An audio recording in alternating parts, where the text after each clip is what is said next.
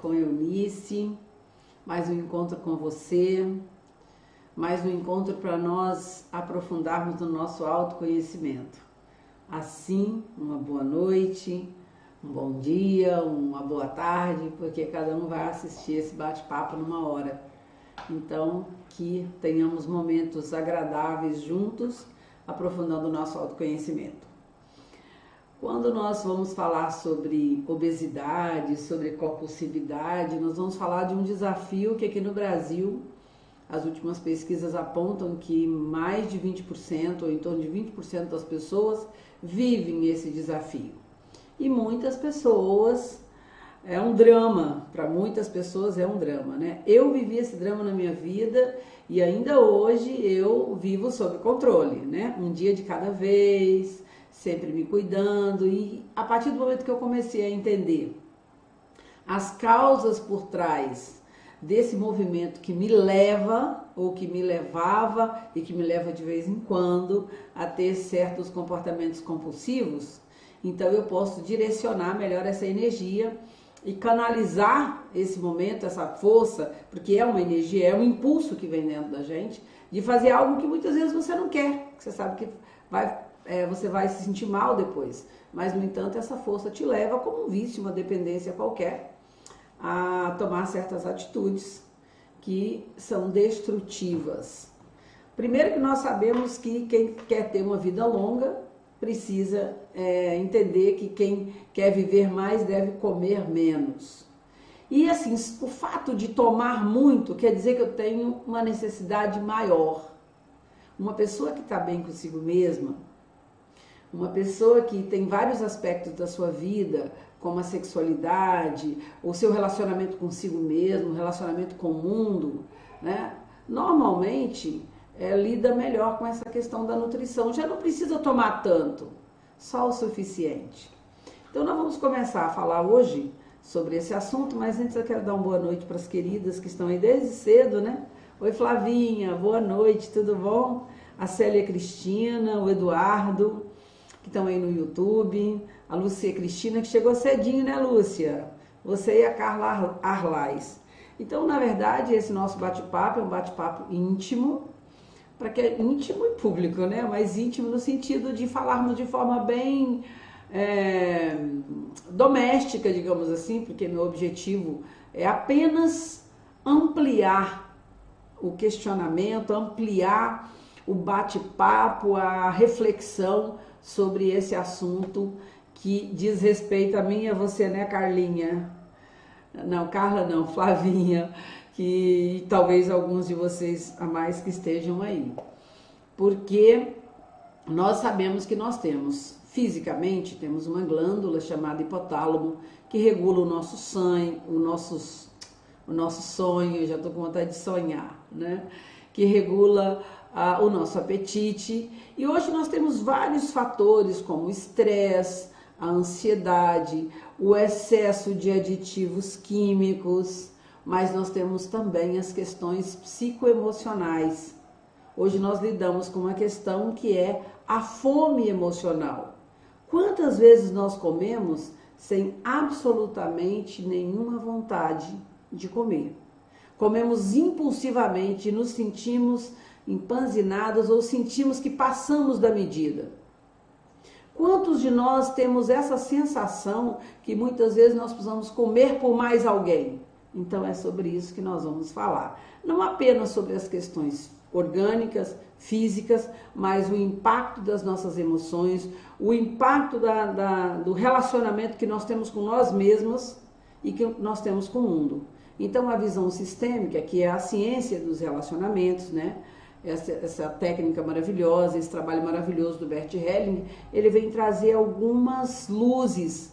E é sempre muito importante nós colocarmos essa questão do não determinismo, né? Quando nós falamos da visão sistêmica, não tem nada certinho, não tem nenhuma fórmula que diz assim, A mais B é igual a C. Cada pessoa é única, cada pessoa está num nível de evolução, cada pessoa cresceu, nasceu, foi gerada num contexto diferente. E essa questão da obesidade, da compulsividade alimentar ou da compulsividade em todos os âmbitos da vida, porque até se você fechar a porta tomando um remédio para saciar a fome, você pode começar a manifestar essa compulsividade em outras áreas. No sexo, por exemplo, ou no excesso de WhatsApp, ou de, enfim, qualquer outra. A válvula de escape pode tomar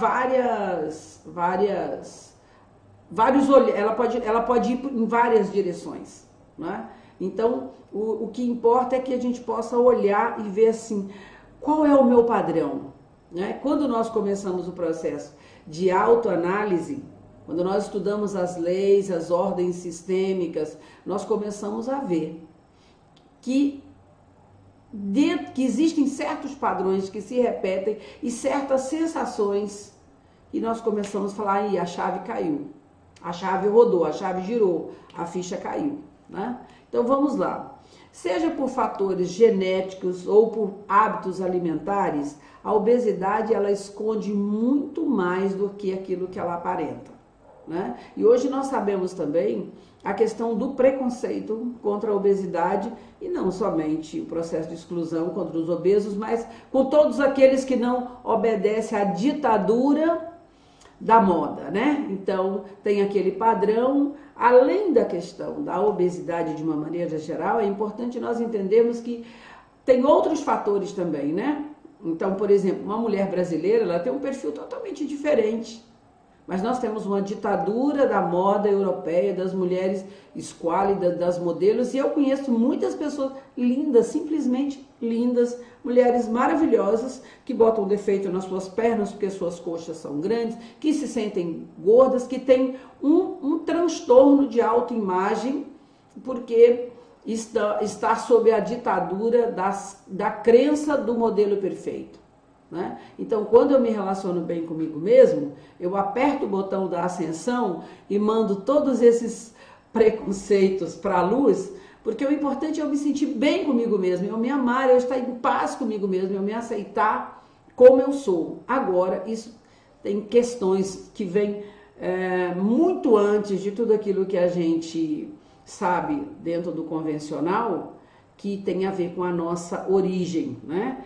A forma com que nós aprendemos a nos enxergar. Hoje nós nos tratamos da forma que nós somos tratados na infância, ou da forma que nos fizeram crer que nós somos, que nós éramos, quando nós éramos pequenininhos.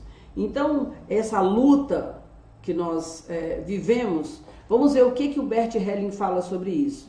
Então, ele diz assim: comer e jejuar. Nesse livro aqui do Bert Hellinger, chamado A Fonte Não Precisa Perguntar o Caminho, na página 179, ele diz assim: comer quer dizer eu fico, jejuar quer dizer eu vou. Alguns comem mais do que necessitam, porque têm medo de ir. Quando então querem comer mais, dizem internamente eu fico. Então, talvez comam somente tanto quanto necessitem. Às vezes, o comer excessivo é um substituto para tomar uma pessoa, por exemplo, a mãe rejeitada ou um irmão falecido, que foi esquecido pela família. Quando alguém toma a pessoa rejeitada ou esquecida de seu coração, cessa a ânsia por comida. O que o Bert está querendo dizer aqui? Assim, até algumas mães vão me xingar, né? Eu também sou mãe, né? Então, muita gente fala assim, mas Eunice, todos os desafios estão relacionados à mãe? Bem, a mãe é a primeira fonte de nutrição.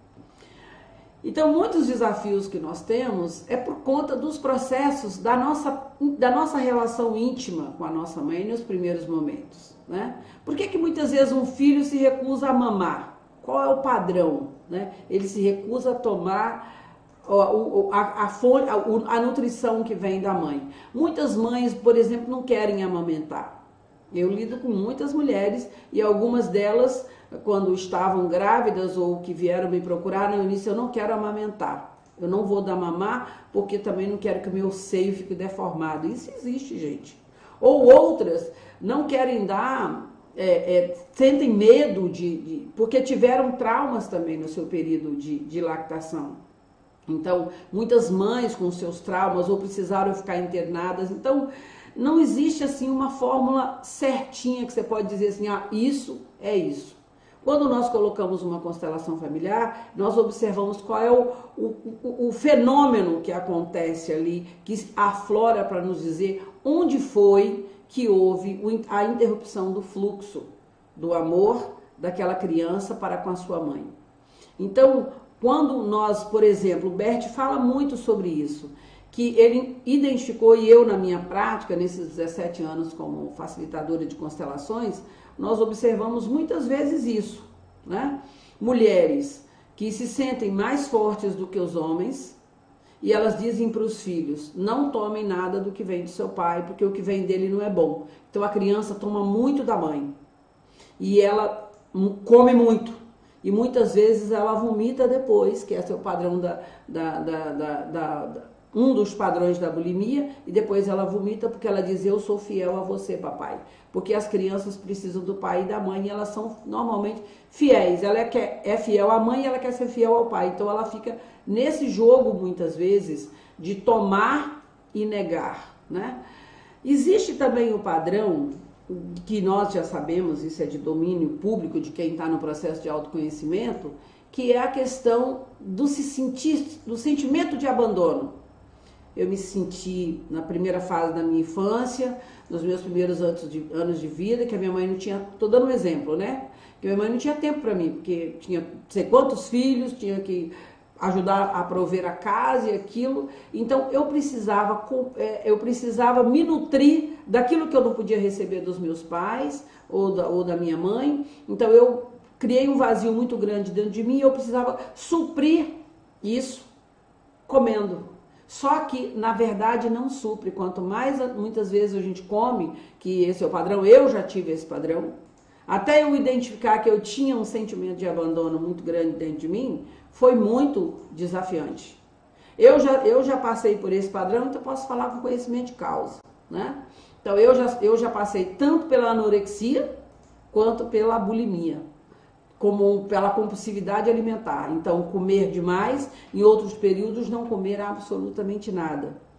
E realmente, a última constelação que eu fiz, o último trabalho que eu fiz, inclusive foi com o próprio Bert Hellinger, isso ficou caracterizado. E isso é uma coisa que não tenho nenhuma novidade para mim, porque a minha vida inteira eu quis morrer. Né? Era um sentimento muito grande de desaparecer. E eu realmente tive um transtorno alimentar durante muito tempo. Então eu precisava comer, e normalmente as pessoas que têm esse padrão da obesidade, ela é também um sentimento de abandono, de solidão muito grande, que eu preciso criar algo em torno de mim para me proteger, um acolchoado. Então significa que quando eu como, quando eu fico obesa, eu me protejo, eu crio uma capa de proteção, mas eu também me isolo, né? Isso tem a ver com a nossa sexualidade. Tem vários estudos que falam que como é que é? Todas as pessoas que, deixa eu ver aqui que eu até anotei, né? Todas as pessoas que, deixa eu só dar uma olhadinha aqui. Nem todas as pessoas sexualmente frustradas comem exageradamente, mas o inverso é verdadeiro. As que comem de forma compulsiva não se sentem sexualmente gratificadas. Então, isso tem a ver também com a nossa satisfação sexual, né? Uma pessoa que lida bem com a sua sexualidade, normalmente, essa pessoa tem um controle na questão da sua nutrição. Então, a nutrição também pode ser um substituto para essa frustração sexual, né? Então, conforme foi colocado aqui na questão da obesidade e da sexualidade. Então, o Bert Hellinger diz o seguinte: o excesso de comida, em alguns casos, pode ser um substituto da mãe que foi rejeitada. Eu já falei, inclusive, sobre isso, né? Em outros casos, a obesidade mostra um desejo inconsciente de sentir-se mais forte e maior para superar os sentimentos infantis de abandono, solidão e de medo diante de um perigo iminente, seja porque o corpo entende com a sua programação genética antiga, que se não armazenar energia sob a forma de gordura, está em perigo. Então, muitas vezes é para se proteger, né? Uma dinâmica pode ser essa, para suprir esse sentimento de abandono, e em outros momentos pode ser também para se sentir grande, forte, pesado e se posicionar no mundo e se sentir maior também, porque lá no fundo se sente muito inferior, tem uma baixa autoestima muito grande. Então eu estou sempre reforçando essa questão de nós não encaixarmos, de nós não rotularmos, né? Isso é isso e aquilo é aquilo. Cada caso há que se observar. Então, nós sabemos que a questão da obesidade tem a ver também com muitas emoções retidas. Culpa, medo, tristeza, frustrações, que vão se acumulando, vão se agigantando em torno de nós. Quando nós ficamos fora de forma, né, nós nos isolamos muitas vezes, não sentimos bem com nós mesmas e continuamos comendo. Pode também ser um sentimento de autopunição, uma culpa, né? Tudo que nós estamos falando aqui tem a ver com o nosso inconsciente. De tudo que eu estou falando aqui, se alguma coisa tocar o seu coração, vai pesquisar, vai ler. Tem coisas maravilhosas, tem terapias e terapeutas incríveis, ajudantes incríveis. Nesse momento, com ferramentas maravilhosas para nos ajudar. Procure o apoio de um endocrinologista, procure a constelação familiar, ela chega para agregar, para trazer valor ao tratamento que você está fazendo. Porque eu acho que na questão da obesidade, da compulsividade, que é fruto de uma ansiedade, de um desespero interno, que você precisa comer para preencher aquele buraco, e é uma satisfação muito rápida. É preciso ter uma ajuda multidisciplinar. Não é só um profissional que de repente vai te ajudar. Ter um acompanhamento psicológico, alguém com a qual você possa abrir o seu coração, fazer uma constelação, ter uma orientação nutricional, fazer exercícios, não atabalhoadamente. Né? Eu estava até vendo ontem, eu estava em São José do Rio Preto, aliás, fiz uma viagem maravilhosa, um beijo para todos vocês que estão me ouvindo aí, e tinha uma corrida. E a gente estava observando, eu com a minha amiga Renatinha, fomos caminhar às 6 horas da manhã, 6h30 da manhã, lá no... esqueci o nome do lugar agora. E estava observando aquelas pessoas passando ali, então pessoas correndo, fazendo exercício, correndo totalmente torta, né? Enfim, eu acho que é preciso entender o que você está fazendo. Procura uma ajuda, faz uma pesquisa na internet. Tem muitas pessoas oferecendo conteúdos incríveis.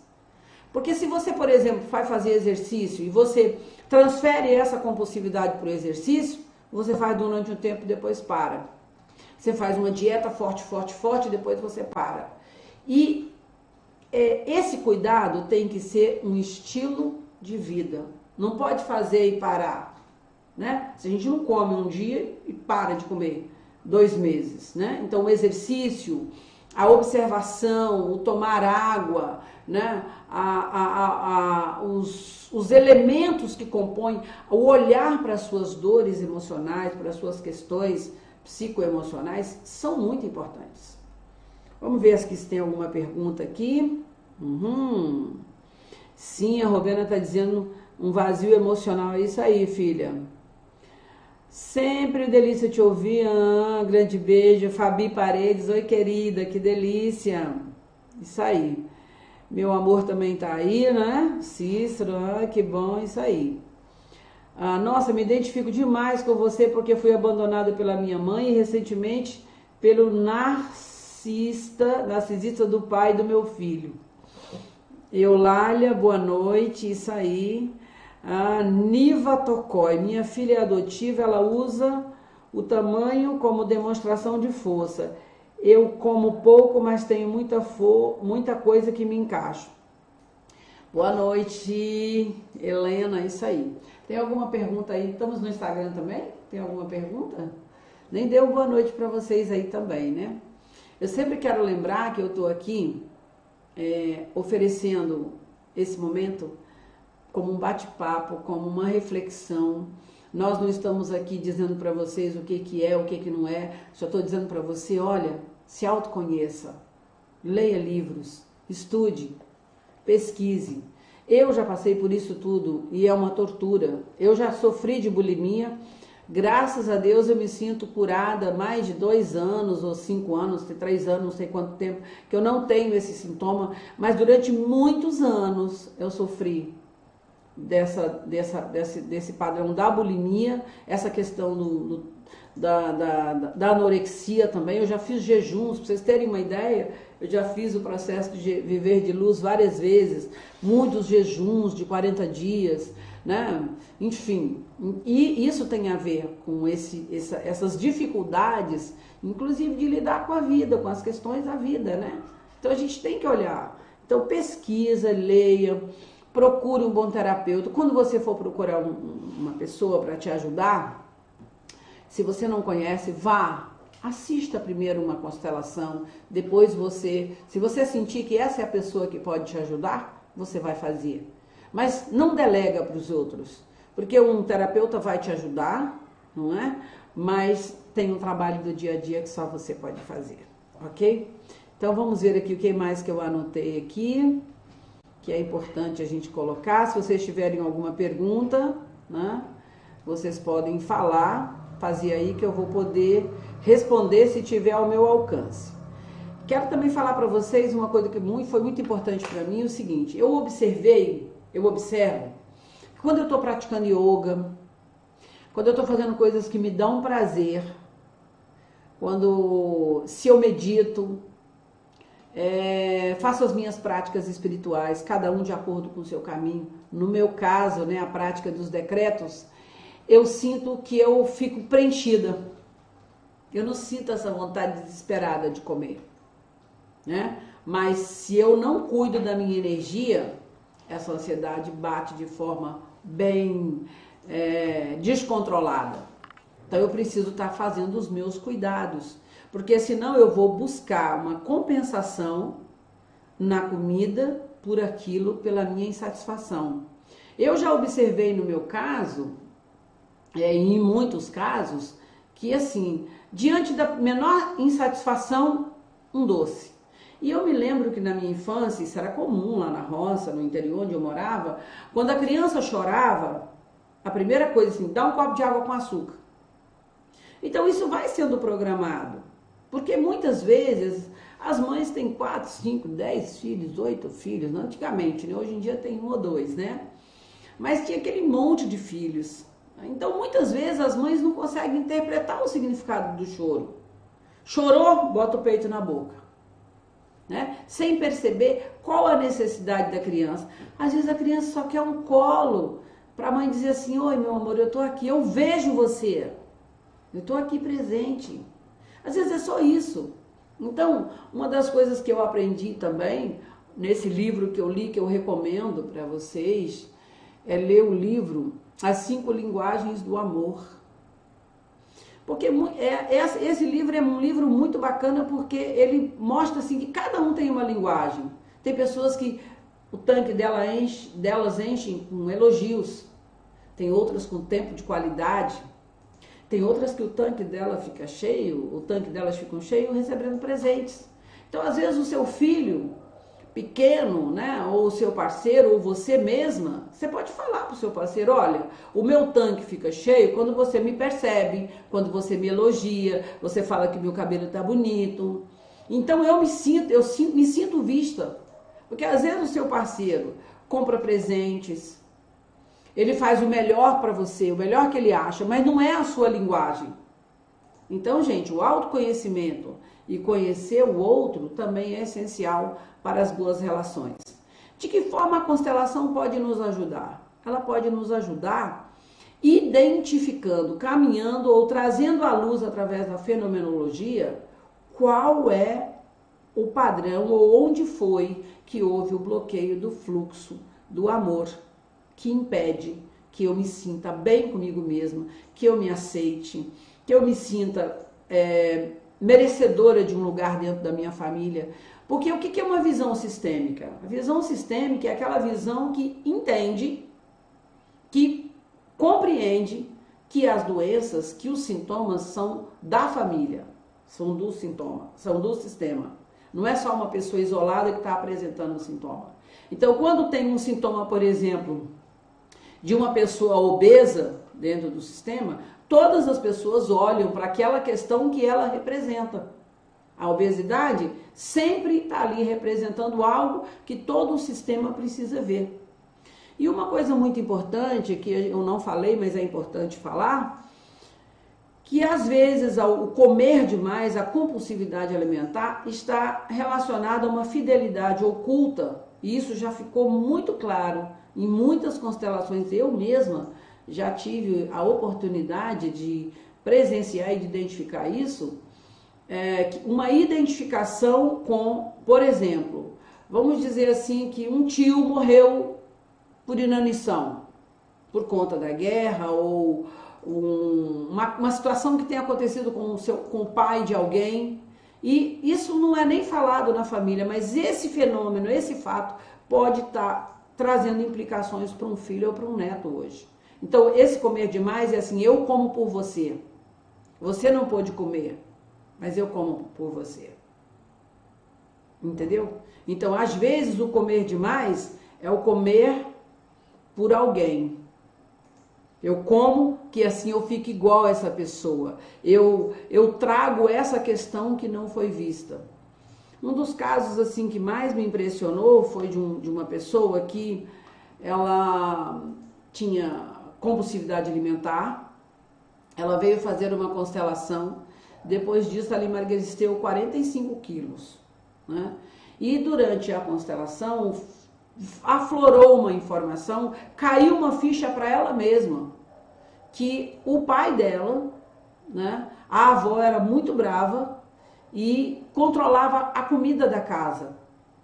E que ele desejava muito, por exemplo, comer um frango ou comer uma coisa e a comida era muito controlada. Não que houvesse necessidade, mas porque a avó estava ligada a um padrão de escassez muito grande. E essa pessoa, ela me dizia que ela acordava de manhã, quando ela passava na frente da cozinha para ir ao banheiro fazer, ela já colocava na tostequeira o pão, já colocava água para fazer café, porque quando ela voltasse do banheiro, ela já tinha que ir direto comer. Então, cada caso é um caso, então tem muitos panos de fundo. Deixa eu dar uma olhadinha aqui, porque eu acho que nós já estamos no nosso horário. Eu espero ter trazido alguma informação que possa acrescentar algo aí à vida de vocês e pelo menos uma reflexão. Busquem, leiam livros e vocês podem trazer, despertar muitas coisas e descobrir muitas coisas a respeito de vocês. Então vamos ver aqui a Juliana Reis, quando a gente se encaixa nos 4 padrões. Ju, podemos estar identificados com muitos padrões. Né? Quando você atua de forma sistêmica ou quando você monta uma constelação familiar, aquele padrão que foi o desencadeador de todo o processo, se ele for visto, todos os outros não precisam de repente fazer mais tanta pressão. Né? Mas conforme eu falei, o tratamento da questão da obesidade, da compulsividade, ela deve ser vista de uma forma multidisciplinar. Não é só uma terapia, nem é só a constelação. Muitas pessoas têm um resultado incrível e mudam completamente a partir da constelação. Outras precisam de um acompanhamento, porque cada um tem um padrão e é único. A Sônia está agradecendo. A Roselene está dizendo, eu melhorei a vontade de comer compulsivamente depois que eu fiz a limpeza hepática. Uma coisa muito bacana. Obrigada, viu, Sônia?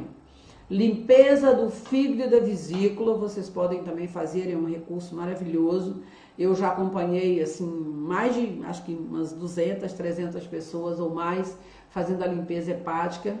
Tem um livro aí que vocês podem adquirir e se alguém até precisar de alguma orientação, isso ajuda muito, porque nosso fígado está muito intoxicado. Vocês sabem que nós bebemos muitos litros de agrotóxico por ano, né? Comemos muitos alimentos adulterados, de prateleira, produtos que estão lá há muito tempo, cheios de substâncias químicas, e o nosso fígado fica muito zangado.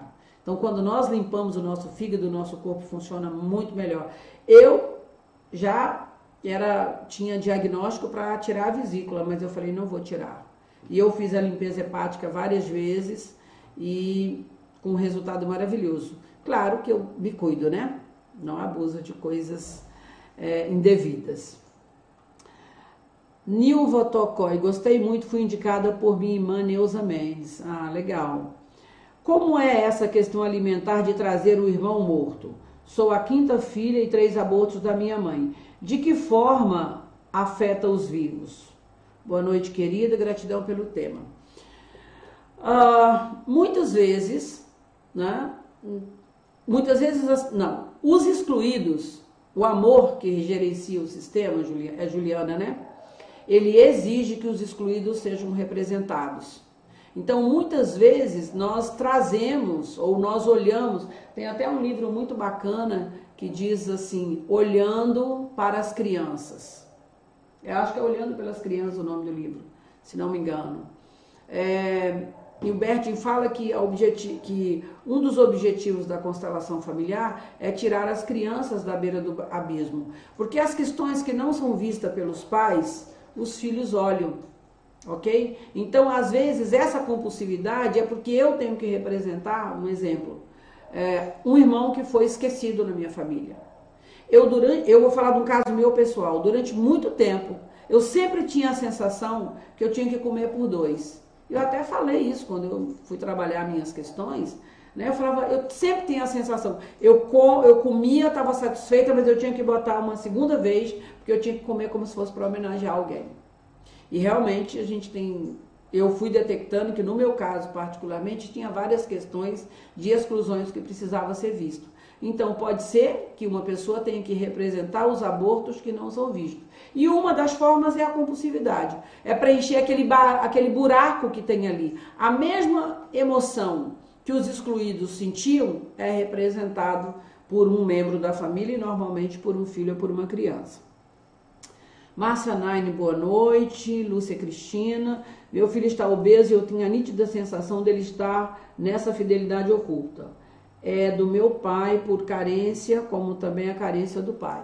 Sim, querida, então você já tem consciência, busca ajuda, ok? Para o teu filho, porque não é tão simples, gente, não é tão simples. Quando você está imerso no problema sem saber, e principalmente quando você está carregando algo do outro, né? Eu absorvi, já recebi no DNA esse sentimento de carência. E aí eu não sei o que fazer com isso, eu não venho, isso não é questão minha. E normalmente nós não temos consciência disso. E uma coisa maravilhosa, meus irmãos, quantos milênios nós ficamos guardando as coisas, acumulando, e hoje, esse é um momento maravilhoso. Nós temos a oportunidade de olhar para as dores da alma e com todas essas ferramentas, com a visão sistêmica e sermos a estação terminal de muitas maldições. Então procurem ajuda. Terapia não é luxo, ok? Uma terapia é uma questão de sobrevivência com qualidade. Use os recursos. Assim como a medicina avançou e tem alta tecnologia para nos ajudar hoje a nossa estimativa de vida aumentou e muito.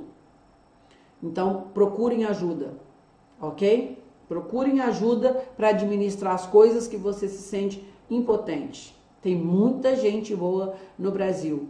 Tem muita gente maravilhosa, altamente qualificada. Ok? Mas vá e confia no seu coração. Também não se entregue. Não terceirize. Faça uma filtragem, faça uma meditação, peça inspiração, que você encontre um terapeuta, um facilitador que vai te ajudar. Ok?